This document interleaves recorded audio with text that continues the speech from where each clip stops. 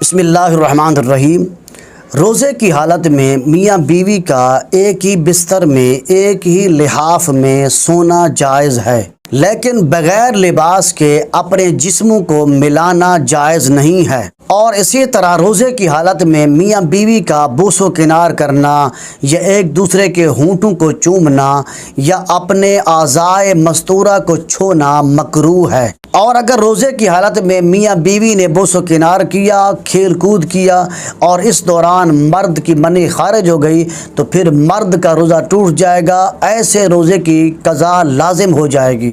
اور اسی طرح میاں بیوی نے روزے کے دوران کھیل کود کرتے ہوئے جماع کر لیا تو پھر روزہ دونوں کا ٹوٹ جائے گا، ایسے روزے کی قضا اور کفارہ لازم ہو جائے گا۔ اور اسی طرح کھیل کود کرتے ہوئے مرد یا عورت سے لیس دار پانی خارج ہو گیا جس کو مزی کہتے ہیں تو اس سے روزہ تو نہیں ٹوٹے گا، بہرحال روزہ مکروہ ہو جائے گا۔